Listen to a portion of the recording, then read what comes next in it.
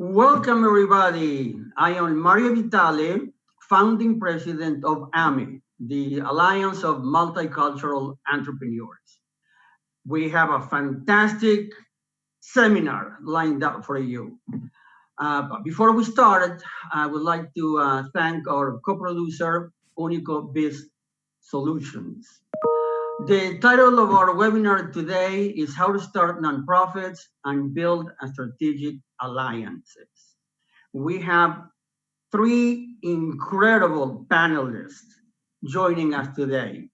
We have Lily Rocha, Executive Director of the Los Angeles Latino Chamber of Commerce. She's also board chair and co-founder of the Latino Restaurant Association. We also have as a panelist Mr. Jesse Torres, Corporate Development and Strategic Alliances Consultant for the Florida State University Foundation. And last but not least, the world-renowned Sara Mijares, Senior Consultant, Nonprofits, Strategic Planning, Business Protocol, founder of Mundo Maya Foundation, and her most recent project is editor of L'Angelina magazine. So welcome, everybody. Thank you for being part of this webinar. And Sarita, take it away. It's such a blessing here today. It's a beautiful day for some of us. We had a tremendous, we're in great company. So thank you, Ame, thank you, Unico. And today we're going to talk about how to start and build strategic alliances. My part is going to be how to start and maintain a nonprofit in California.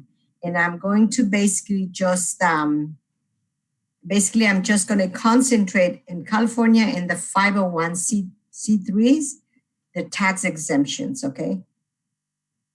Next, please.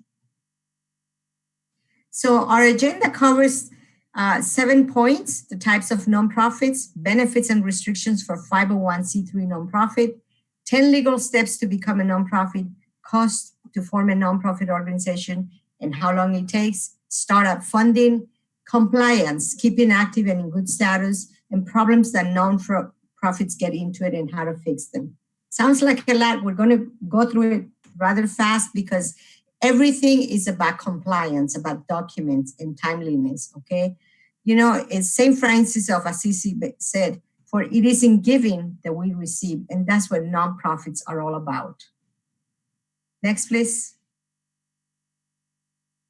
Okay, so the types of nonprofits, 501c3, it's defined by the Internal Revenue Code as corporations that don't pay corporate income tax, okay?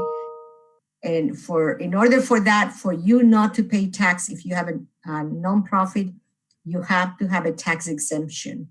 In California, you have to have a tax exemption from the state of California and from the Internal Revenue Service. Next, please.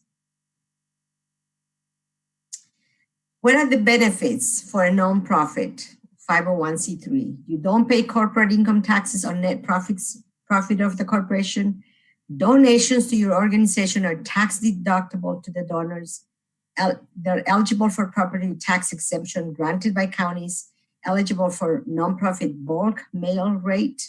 Some government contracts and grants are only available to nonprofits.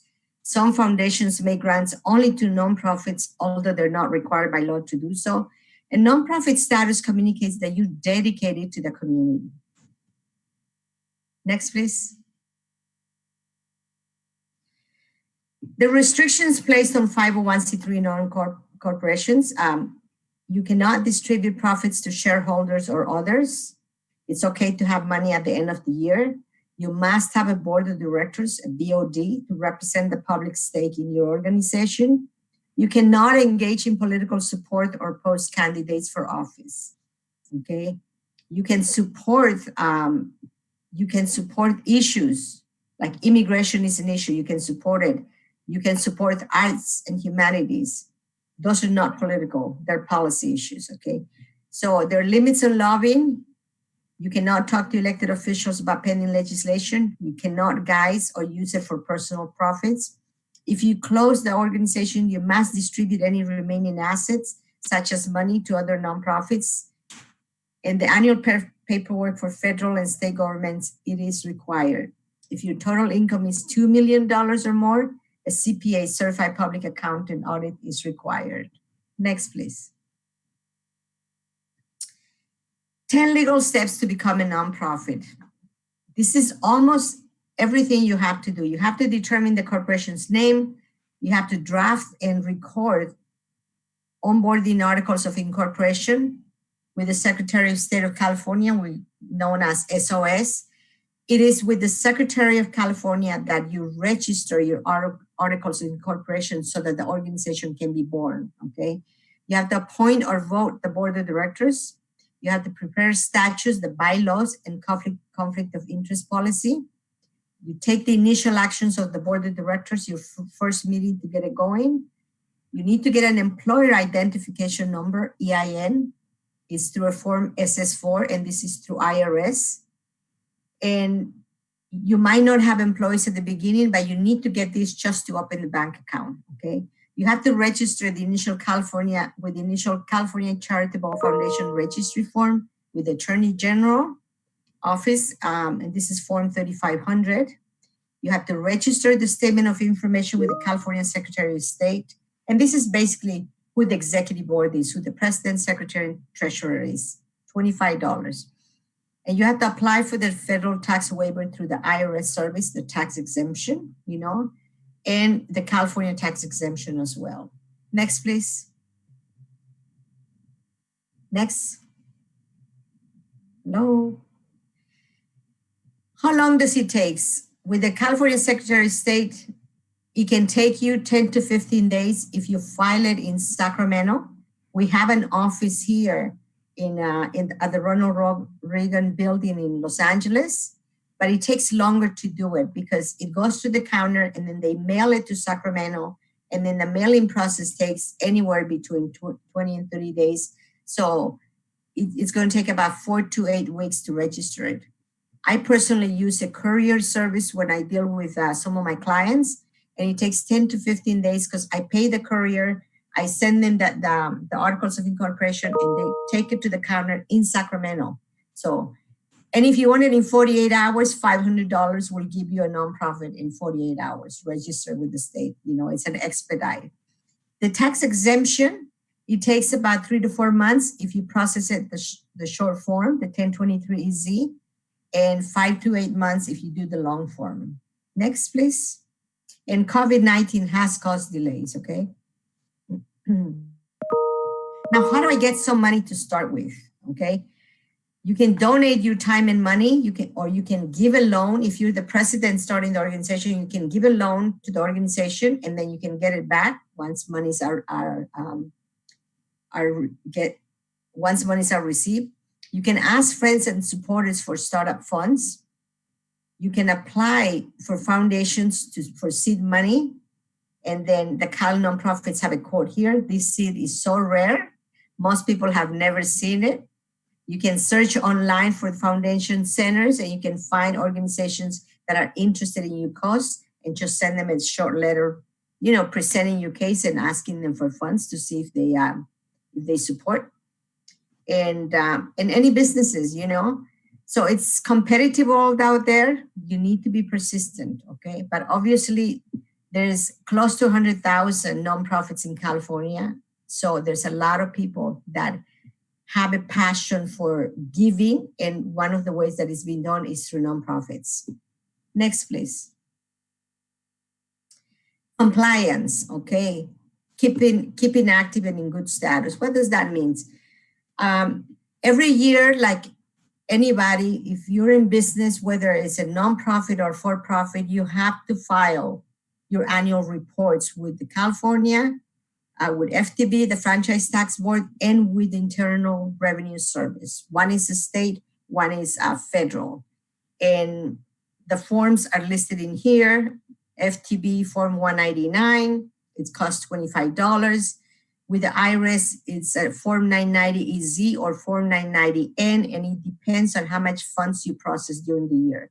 So my best advice on this one is every nonprofit needs to have an accountant on board. They don't need to be a CPA if you don't handle more than $1 million. If you handle more than $1 million or $2 million, it's required that it be a certified public accountant. Next, please. The problems that nonprofits get into it and how to fix them. They don't file a report that is due and they get suspended. It's like your driver's license. You don't renew it, you get suspended. So it's not the end of the world, you can fix it. It's not the best practice for you to not be doing your returns, but almost everything with nonprofits has a way to fix things if the person that you're working with knows how to go about it, doing it, okay? Suspension from IRS for not filing Form 990 in 3 consecutive years eventually turns the nonprofit into a for-profit, and then you do taxes for 3 years plus interest and penalties, okay? Again, things can be fixed. The only thing that sometimes cannot fix is when the Franchise Tax Board or the IRS dissolves your organization, okay? So it's hard to come back from that one. Sometimes you lose your name, okay? But I've seen some of the cases and I worked some of the cases where, yes, people come back, okay? So, and most of the time, this thing happens because in a board of directors, since a lot of the work is volunteer, what happens is that you have a secretary that is supposed to be receiving the forms. That person quits the organization or moves on, and the forms don't follow the organization. So they don't have someone that is centralized to get it, okay? And they let it go, and then suspensions happen, expirations happens. And again, once you find out that you're not in good standing, things are, if you work with someone that knows the subject, you can fix things. Next, please. That's my participation for the day. What do we offer? I'm a consultant for senior nonprofits. Our nonprofit fees include filing incorporation with the Secretary of State with California, securing tax exemptions with the state of California and with IRS, coaching, and also training your board, and look out for grant opportunities, okay? Additional services that we offer and we strongly recommend is that the minute you have a name for your nonprofit, you secure a domain name to see if that name is available. And then you need to have a website, you need to register a domain that needs hosting, design. And why it's important, some of the funders with the digital era now, if you apply for funding, if you don't have a website, you don't even get considered. So you need to have a presence on the website. So social media, Facebook and Instagram is really important because they see the activities of the nonprofit. Video for marketing, basic accountant. We work with Tax Bridge Advisors Corporation, but I know that the LA Chamber of Commerce has accountants as well, and Unico also has accountants, so we're open, to refer as well. I'm very grateful for today for allowing me the opportunity for this presentation. AME, Unico, Business Solutions, Carla Silva, and everyone that was listed in my thank you. This is my information. And, I'm a strong believer of what Mahatma Gandhi said. We are the change that we seek in the world. And nonprofit organizations is basically what it's all about. Nonprofits are bring changes in this world, okay? So thank you so much. And let's move on I think we move on to the next 2 presenters. And we have someone that is very smart lady, beautiful, someone that I truly admire. And I'm not only one, there's thousands of people behind me line up with that admiration. And this is Lily Rocha. She's Executive Director of the Los Angeles Latino Chamber of Commerce. And Lily is also a graduate of the University of California, Berkeley. She attended St. Mary University in London, England, and graduated from UC Berkeley during the height of the dot-com bubble in Silicon Valley. Her first job was an event project manager for Nokia in Mountain View. Lily developed a serious interest in trade show and conference management, which eventually led her to earn both the CMP and CMM certifications which are the highest in the meeting planning industry. Her company, Space 67 Productions, has successfully produced corporate events since 2009. After successfully managing and growing corporate trade shows for many organizations around the world, Lily founded the Sabor Latino Food Industry Trade Shows in 2013. And we know we've been there. With Lily's expertise in sales, marketing, and project management, Sabor Latino has become a recognized brand in the Latin food industry and serves as the premier business platform for Latin food professionals. Lily is also on the board of the Latino Food Industry Association and National Association. She has developed a passion for healthy eating while a student at a young age, and her passion has led to a commitment to wholesome living. She volunteers for several nonprofit organizations, the American Heart Association, Long Beach Memorial Women's Heart Institute, the Heart and Vascular Institute, and LBMMC, National Latina Business Women Associations, and ATC School Culinary Program in Montebello. Lily is also an avid rock climber, and some days you will find Lily on top of some mountain. Well, Lily, every day you're on top of a mountain. So you're next. Take it on. Wow, who is that person? Who is that? So, no, thank you so much. I'm a little humbled, and yes, I've done a lot because I'm so old. I think that's why I have a long list of things that I've done. So, getting into my old age now. So no, thank you very much. I recently became the executive director of the Los Angeles Latino Chamber of Commerce. It's a great role that I'm very grateful for. And yes, in the past, I have been in both worlds. I've been in the for-profit world and entrepreneur and done so many things. Going back to my beginning role back in Long Beach Medical Center. So I have a love for that organization. So I started kind of my career back in that area, and like you mentioned, Silicon Valley in project management for large events, which is what led me to found the trade show, which is obviously on hiatus right now due to COVID, and so we're really excited. Anyway, so what I was going to say is building strategic alliances and funding.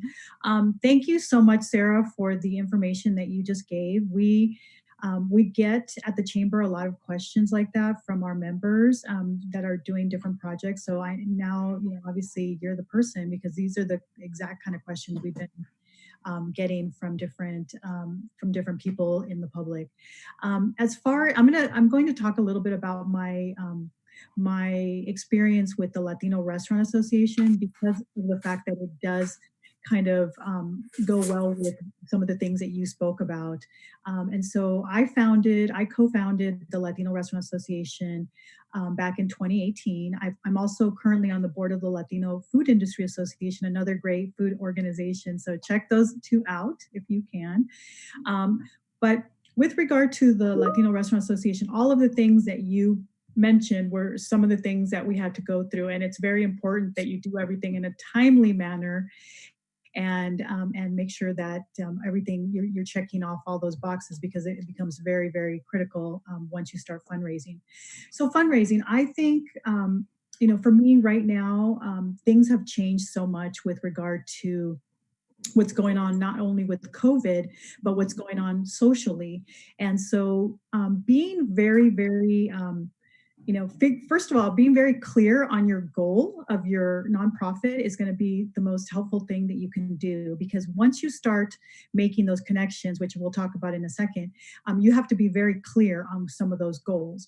And so, for example, with our Latino Restaurant Association, people were, and they still get it mixed up with LFIA. Now the food industry, it has to do with all food, whether it's manufacturing, whether it's growers, whether it's agriculture, it encompasses the entire umbrella of food, where the Latino Restaurant Association is focusing on restaurants. So our goal was to focus on restaurants and all of the resources that, everything that has to do with restaurants.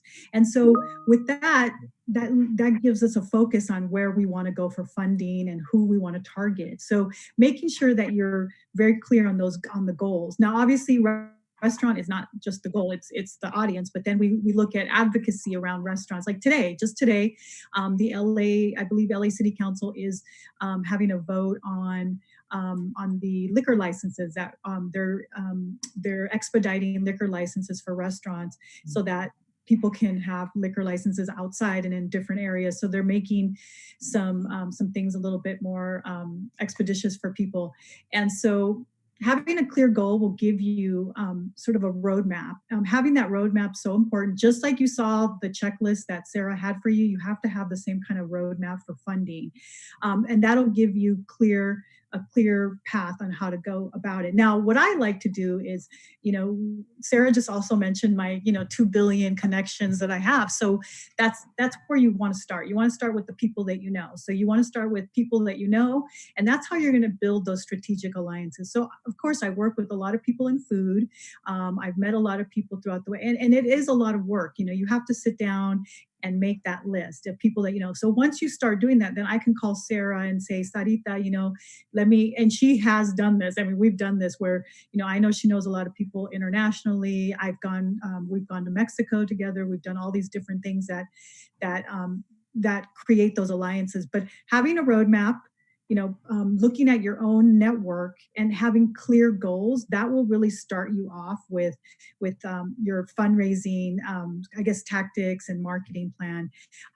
The strategic alliances, obviously, once you get a clear, you have that clear picture of what you're doing. For us, like for example, in the restaurant association, which by the way, I'm 100% a volunteer at. This is my volunteer work because I love it. I grew up with my parents who had a Colombian restaurant in Southgate. I think it's still there, but we started it. We owned it for many, many years. And my parents eventually sold it. But I grew up in the restaurant business like many, many immigrants do. Many immigrants, it's a very easy buy-in. So we were able to do that. So once you, like I said, going back to what I was saying, once you have that clear goal, you've got to start making those alliances with people who have the same interest as you. So what we're doing right now is we're aligning with a lot of the people that have same interest to make restaurants successful. Same thing at the chamber. For example, the LA Latino Chamber of Commerce, what we're doing is we're making alliances with other Latino organizations because we all have the same interest in mind, which is to help Latino businesses be successful. So we're going to make all those strategic alliances. Anyways, I don't know if I'm like over my time, or I don't know if you had some questions, Sarita, for me exactly with some of the topics, but those are some of the areas that we can start. And I don't know if there's a next slide there. So you're doing good with your time. You have a couple more minutes. Okay, great. So I will continue. So like I said, strategic alliances. So what does that mean really? In this day and age, it means not just making sure that everybody's aligned with the same goals, but look what's happening right now with the Black Lives Matter. I have seen a lot of people who have sort of a checklist in front of them and they just check it off. Now, a checklist is good for what, like Sarah was saying earlier, where you have things that you have to do, but a checklist is not good when you're trying to make strategic alliances with real and authentic matters and things that are going on right now. Because I do see a lot of people just doing like a checklist for Black Lives Matter. You have to really be authentic and figure out like what in your industry is affecting, what's going on socially. And I think being socially conscious is the way that we are going now. Boomers, very different from Gen X, which is my generation, and then Gen Z and the millennials are a very, very they're very different. And those are, as you know, the number of Latino millennials are very, very high.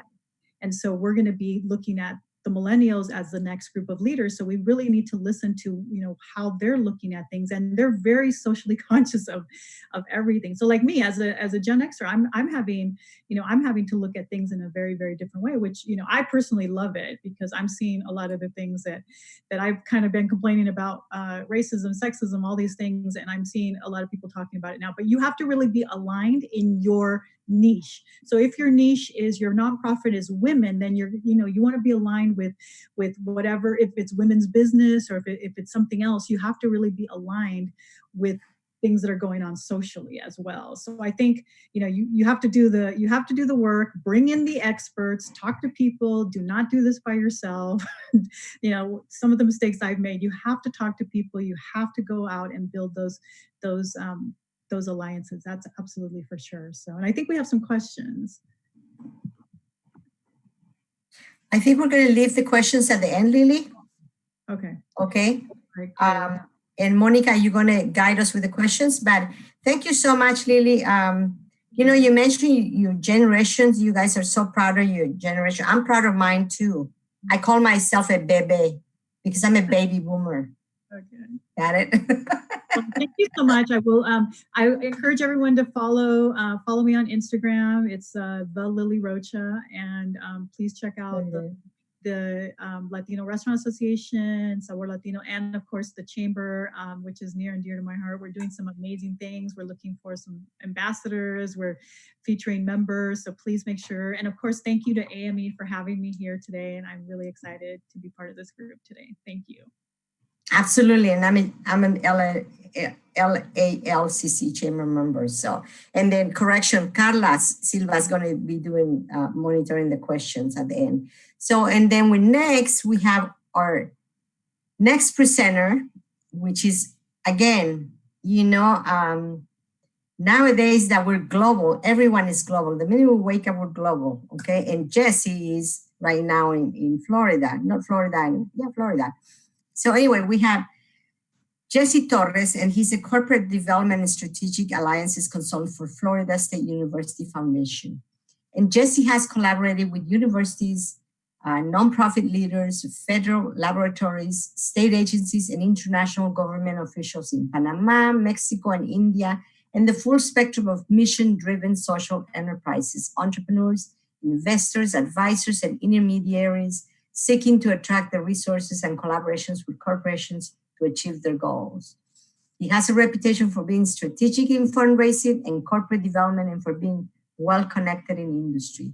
Jesse has experience in creating multifaceted strategic partnerships with solid return on investment for corporations and has helped nonprofits and universities develop marketing strategies and strategic partnerships that create sustainability for the organizations. And remember that word, sustainability. His work is influenced by working with the corporate 500 companies in various industries, including tech, energy, insurance, communication, food and beverage, professional sports, automobile, pharmaceutical, and banking. He successfully created multiple 6- and 7-figure partnerships. Jesse has been part of successful capital campaigns, raising over $150 million and work with colleagues in an effort to fundraise over $20 million annually while at Texas State University.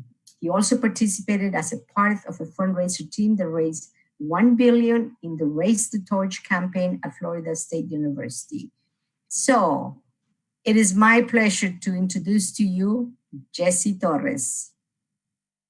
Hi, everybody.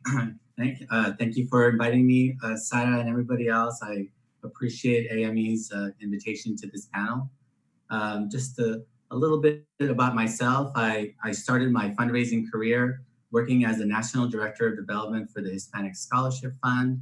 There, when I was working there, we were really just kind of focused more on industry rather than individual giving, almost kind of like the inverse of a traditional nonprofit, whereby a traditional nonprofit usually gets a lot of their funding from individual donors, and then maybe 25% comes in from industry. And we were just kind of the inverse of that, where we were getting most of our dollars from industry, from corporations, and some of our dollars from individual donors. I was headquartered over there in San Francisco Bay Area, so I was fortunate enough to be right there in Silicon Valley and working with the tech company and the financial institutions to be able to secure dollars for the Latino students across the country. I think at the time we were awarding about $32 million a year to Latinos across the United States. And though I don't work at the Hispanic Scholarship Fund anymore, they're certainly continuing their job in supporting Latinos across the country. So I strongly encourage those of you who have students at the university to check them out. You can find them at hsf.net. After that, after my work over at the Hispanic Scholarship Fund, I was recruited to go over to Texas State University in Austin, just south of Boston, about 24 miles south of Boston. There, I was tasked with developing and creating the corporate development really department for the university. The university had never really, really focused on our corporate giving. And so my job was really to leverage the network that I had already started in the Bay Area, and then sort of continued on to bring that kind of connection to the university. And I do want to add that, just because I was moving from the Bay Area to Texas or to Austin, it doesn't really mean that I just come by myself. I think Lily probably can attest to this, that you bring, wherever you go, you bring your entire network with you. And so that is a lot of the value that really makes somebody in fundraising or somebody in corporate development more attractive, is that you have that network that you can bring into any sort of opportunity.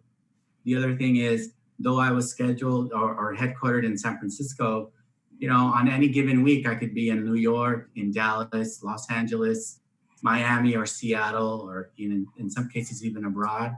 So, corporate development really just takes you where the opportunity lies, where the corporate headquarters offices are, and you just kind of move forward. From my work over at Texas State University in corporate development, I met my wife there, serendipitously enough, and she is a researcher in the Hispanic market. And so she had an opportunity to come to Florida State here in Tallahassee, Florida.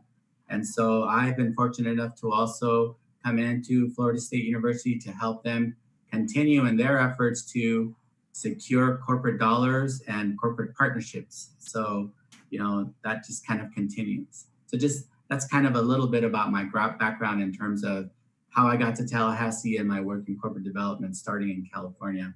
I will also tell you that I grew up in Los Angeles, so I'm very fond of the area, and all of my family, my parents and my siblings still remain in Los Angeles. So I hope to be meeting you in person soon.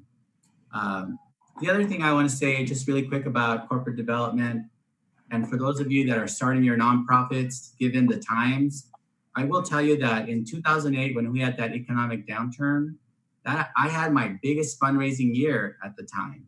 And that's because, back then there was a call to action for industry to sort of support education, to support nonprofits, given that the federal government and state agencies were not going to be able to support as much as they were before. And so in that year, I was able to raise a significant amount of dollars from industry because of that call to action.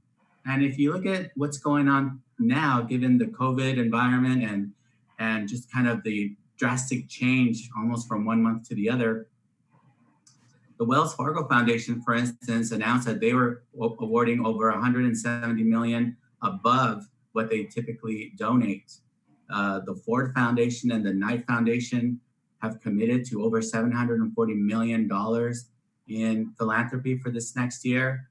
And Microsoft and Walmart have also contributed a significant amount above and beyond what they plan to award in philanthropy. So, I would say to keep your spirits high and really continue to seek your dreams in terms of finding the dollars and finding ways to create and establish your nonprofit. I'm telling you that given that that's the world I'm in now, that it's a little bit challenging, but I really do see a lot of opportunities still in terms of raising money and creating opportunities for nonprofits and for the university, with regards to just finding the right startup funds for you to initiate your nonprofit. I don't know, Sara, if there's anything else you want me to cover, but that's basically what I wanted. I wanted you to explain what sustainability is for nonprofits, please.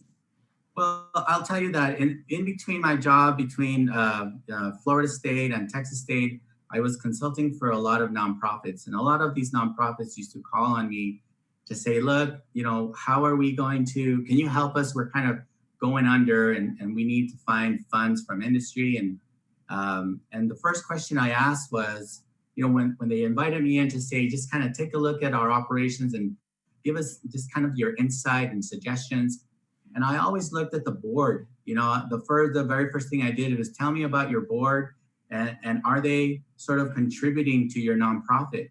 Earlier, Sara, you alluded to, when you're starting your board, you look at your friends and you look at people or maybe find other sources to really help you get started. Well, that's what you really should be looking at in terms of your board. Your board should be the very first list of people that are going to be donating to your nonprofit to keep you sustainable. And what I mean by that is to provide the funding to keep your nonprofit growing or to keep it operating, and to provide you the opportunity to go out and find the time to seek more funds, right? But a lot of the time, in terms of sustainability and your ability to stay open and to grow, it all really depends, a lot of it, on how strategic you are in building your board of advisors and their commitment to funding your nonprofit. I mean, really, in terms of just being very candid with the board members, a board member of a nonprofit should expect to donate to the nonprofit he belongs to. And a board member of a nonprofit should also expect to open up his or her network to be able to help pursue funding to keep the organization open or to keep it sustainable. I hope that helps, Sara. Yes, we have a couple more questions with you, Jesse, and then we will move to questions with Lily, okay? So how can a person find or identify corporate prospects when seeking funding, Jesse? Well, a lot of the times, if you find that a corporation is sort of aligned with your nonprofit, or if you find that you want to align yourself with a specific corporation, the way I look at it, the way I pursue it is I look at the corporate website. Usually, if you click on the About Us section, you will find a section there that says Corporate Social Responsibility or Community Relations. And when you click on that, you will find their annual report, or you will find their initiatives and what exactly they are funding, or what they have funded, or what they're looking to fund in the future. And so from there, you sometimes can also find their contact in terms of the foundation or community relations.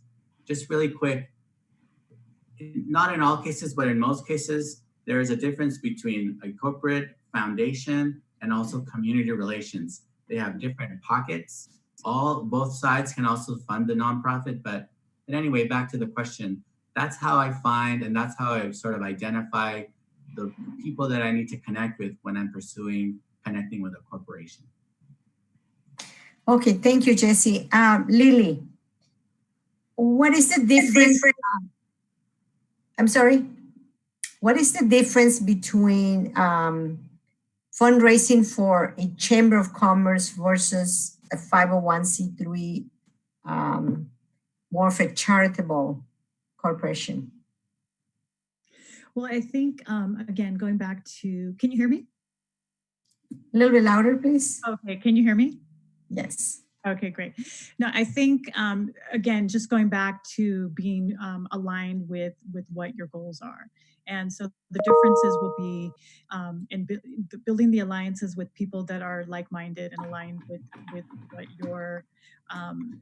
your goals are. And so, yeah, very different fundraising for like a business organization where we're really focused on a lot of the political what's going on politically, what's going on in Sacramento, as opposed to an organization that may be handing out things, in a charitable way. So it just, again, making sure that you're aligned with people who are like-minded and finding those people. But yeah, big difference. You have to have almost every proposal needs to be customized. You don't want to do just a deck. I mean, people aren't really using those anymore. You really have to carve out personal relationships with people, and also make sure that you're aligned with those same goals. And it just depends on what your nonprofit is doing. And what are the benefits of a membership? What can be deductible if you're a member of a chamber of commerce? It all depends. I mean, definitely want to check with your tax agent. But for example, if you're receiving any goods, those goods, the value is going to be deducted. And so it just depends. And if you're not receiving any goods, then yes. But it's definitely a great idea to check with your tax person, because there's so much confusion behind that. And sometimes the amounts vary from, like, if you go to a dinner, some people think, oh, if I buy a couple of tickets, that's a deduction. Well, it really isn't. It's only a partial deduction, and things have changed within, from the IRS, what can and cannot be deducted. So I would definitely check with your tax person. But things have definitely drastically changed in the last few years, especially for different deductions. And how do you really nurture a prospect as in a corporation?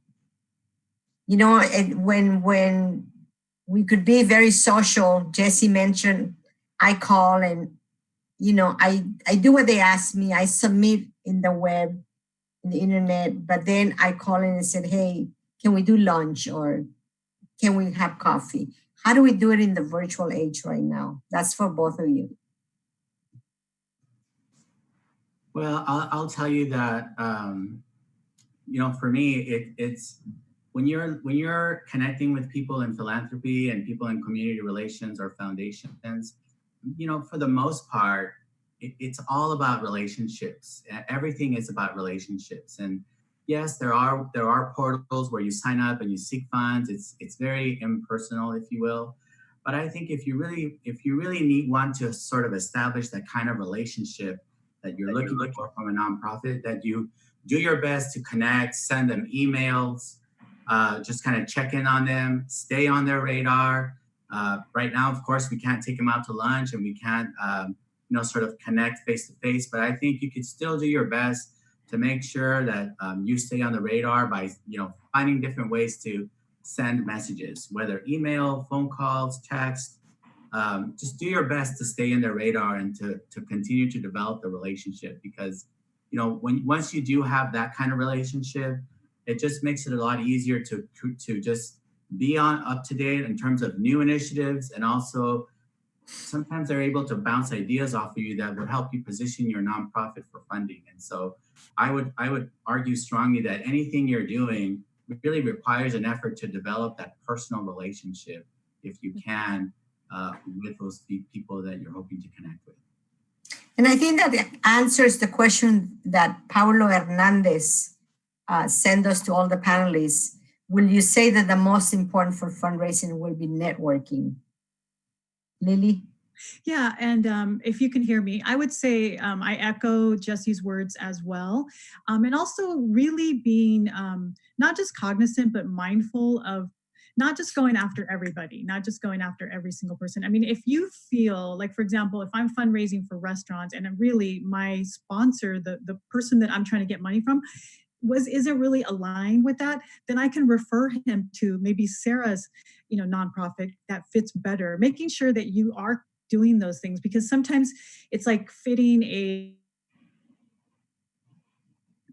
trying to fit like a square peg into a round hole or something like that, because you really need to make sure that you're cognizant of their needs. So finding out what their needs are, and if they don't fit with your needs, then they don't fit with your needs, and maybe help them connect with people whose needs they feel. I do that a lot, and that's another way to build those strategic alliances, because people are going to think of you when something like that pops up. But I think making sure that you are aligning again you're having the same goals with people.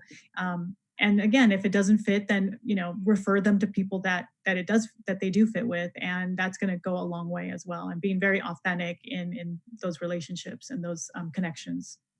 If I could add, I mean, Lily, I think that's very important that you are authentic. I think it's so important that everything that you're doing does have that element of authenticity. But the other thing I want to add is that you also need to know what you're hoping to deliver on, and what it is that you're asking for, and really have a precise understanding of what you're wanting to propose, because you can brainstorm with these folks. They really want to be able to hear what you have to say, understand what the deliverables are, understand timelines, and understand all of the elements and how what you're proposing fits within their initiatives, whether it's helping women in entrepreneurs, or looking at financial literacy, or looking at women in business, right? Whatever it is, you really have to understand the initiatives, where you fit in, and whatever you're pitching has to have that, kind of precise element to it, so that you're not really just kind of bouncing ideas and hitting them with a menu of things, because that's a real turnoff. I would argue that you just have to know whatever it is you want to say and have a good grasp of what you want to present. A few years ago, about a decade ago, I worked for MALDEF as a leadership director person, and my programs were funded by several foundations. So I know that some of them will only give you for 3 years. And then during those 3 years, they're hoping that you develop that sustainability also or get new funding. What is the longest, from your experience, what is the longest that you have seen funders fund an organization? I'm not sure, Lily. I don't know. I'll say it. I'll tell you that in creating these strategic partnerships, it's very important that you think about a partnership minimum, because it gives you an opportunity every year to go back and report on what you've delivered on, but also it gives you a chance to expand, to say, this is what we did with your money, here's what we did last year, and here are some ideas so we could expand. Here is another opportunity to fund something else. And so taking that approach, for instance, with Wells Fargo, I started with a 1-year partnership that evolved into a 3-year partnership that then evolved into a 4-year partnership. And in the end, they said, why don't you give me a $3 million a year for 5 years so that we stop having these conversations. We want to fund you and we like what you're doing. And so just to add to that, though I left the Hispanic Scholarship Fund, years ago, they are still corporate partners. So I would say that as long as you're delivering and as long as you show that you are meeting all of these, sort of deliverables and you're part of their initiatives that are fit in within their initiatives, that you will always have an opportunity to continue the funding. But, one more thing about that is you never want to submit a 1-year proposal, because it takes about a year to get funded. And then you're going to go right back to have the same conversation to get refunded. So I would say that whatever it is you're doing, that you're strategic about it and think about presenting a proposal that is 3 to 5 years out. Well, Jesse and Lily, thank you so much. And I just want to leave you with what the industry of the nonprofits, at the end of the day, it's also an industry, nonprofits, that there's almost 100,000 nonprofits in California. 1 in every 14 jobs in California comes from a nonprofit. They're the largest employer in California in construction, real estate, or finance. And they mobilize over 330,000 full-time jobs. And their California nonprofits rate highly than for-profit business or government. So with that, I would like to say thank you, Lily, thank you, Jesse, and I'd like to turn it over to the mastermind of these webinars, our dear friend Carla Silva, the queen of networkers. And I could go on and on and on, but here's Carla Silva to talk about Alliance of Multicultural Entrepreneurs. Thank you, Sarita. Thank you, our panelists. Really, it's, AME, it started with the idea of networking and bringing people together and really support each other businesses. And it's just, what everybody described, it starts with bringing value, with building those relationships. And I really want to thank Lily, from the moment that we reach out to her, very open to share their knowledge, share what she's saying. I believe that if everybody is, okay, then we are all okay. So being open to support other organizations, even smaller, and, share the knowledge. Same thing with Jesse. This is, Jesse is somebody that I met recently, and from the get-go, open to share what he has accomplished and teach others how to do it. And again, with the idea of helping each other build up. There's a lot of work to do. So, the more people that we empower and that we educate, we can just do, do better things. Now, in terms of building the strategic alliances, we're going to be leaving some of the information. We're going to be sharing the knowledge that Sara put together, because it starts by being structured properly. And as Jesse mentioned, you do a good job the first year, and then you can be open to continue. So I'm very happy that many of the organizations that I'm part of, that I've been supporting, they're listening, they're learning, and hopefully we'll be doing more events and bringing more content and education. I want to thank our co-producer, Unico Business Solution, also being open. Sal Ayala, when we reached out, he was very open to be a part of this and support AME. Some of our strategic partners, the SBDC, Small Business Administrator, also the U.S.-Mexico Chamber of Commerce, Mundo Maya Foundation, Los Angeles Latino Chamber of Commerce, Monarch Strategic Alliances, My Flying Eyes, and LA Angelina. We want to create this platform to support each other, to bring education, and I really thank you for making this panel possible. I've been experiencing with multiple organizations that need to, for the education to get structure and also to get funding, so they can continue to bring the impact that they just be able to. They're very passionate about supporting and just giving them the tools so they can continue their job. And so with this, I say, the next slide, please. I want to share some of the events. Oh, sorry. First, the board of directors of AME. AME is, it was funded over 10 years ago. Mario is the president, and people love him, surround him, and want to be part of the events. That we wanted to create something that brings value, that people network and have they enjoy the time when we used to come. We used to have the in-person events. Now we transition to these webinars, and we're kind of relaunching it, and excited to where it's going. Also, Romina Thomas, who was our panelist last week, she's very creative, a business development and accountability business coach. And she's been, really taking over all the social media videos and posts. So we're very thankful and very happy to have her in the team.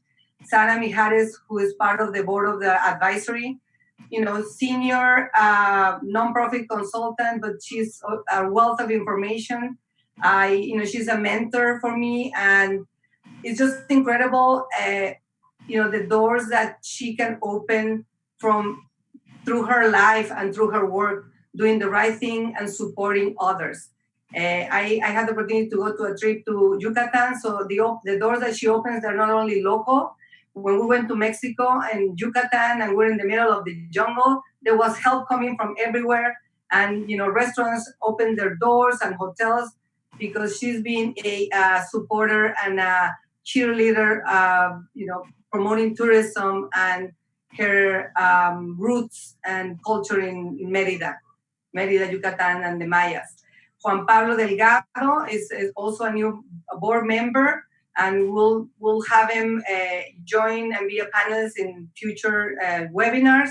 And also Roberto San Luis, who's been from the beginning part of AME, Damien Orozco, Mario Alberto Huitron, Nilda Rosas, Jose Beltran, and Lily, who's also a new member.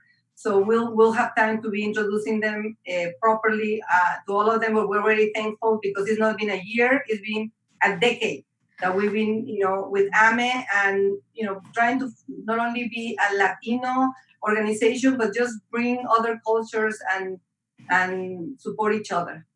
And the last slide, please. Okay, here are. Please read everything about you. We need to hear what you do. Yes. This is some of the organizations that I've been supporting. Tierra Blanca Art Center, Blanca Soto, because part of AME, besides bringing value and education for the business community, we also had to we always wanted to bring a cultural or art. Either we have a dance company or an artist that shared and was able to have exhibited work in our networking events. Mundo Maya has always been, Sara, a supporter. The VIP Latina Business Council, LA Angelina, that is our media partner, and recently also Inspirarte, that's Nitzia Chama's a new platform where she shares stories of Latinos, successful Latinos, really stories that touch your heart. And it's also, she's establishing her nonprofit, and you will be hearing more and more about those stories. And these are, my social media platforms. Please follow us. Please follow AME's Facebook and Instagram, where you're going to be having the information of what is coming. We're open to collaborate in future webinars. We already have programmed the next one coming in July 30th. Next slide, please. And some of the upcoming events from some of our partners is the 3rd annual Mundo Maya Day. This year, we're not going to have it in person. We had it two previous years at the Levy Pavilion, right across the Mexican consulate. This year is going to be virtual, same as Semblanza 2020. It was programmed to be at the Ricardo Montalban, but COVID happened, and now we're going to have it virtual. And both of them is really uniting culture and art through uniting the world through culture and art. And for the Los Angeles Latino Chamber of Commerce, upcoming event on July 30th at 10 a.m. And this is, talking about the return to work and what employers need to know. If you want to elaborate about the event, Lily? Yeah, no, thank you. So it'll be LA attorney Raul Salinas. He is also on our board of directors. He'll be answering all these questions. This is a great opportunity to get in front of an attorney for free, and he'll answer most of the questions, and it's going to be a great seminar. So, and space is limited, so make sure you sign up. Okay. Well, with this, we still with a couple of minutes, but I thank you again for sharing your knowledge and continue to learn how to build that pipeline of funding. Jesse's, he live in LA, so he's also an Angelino, and there's a great project that he's working on. We can have another conversation. I don't know if you can share a little bit about what you're doing in Panama, or is something that you can quickly share about it. Sure, I'm working with the Panamanian presidency and helping Panama establish their very first Research One university, and also helping them establish their very first research and development center. So all around research and all around creating new solutions, all around technology, and also in helping Panama establish the Silicon Valley of Latin America. Wow, that's great. Yeah. Well, these are great projects.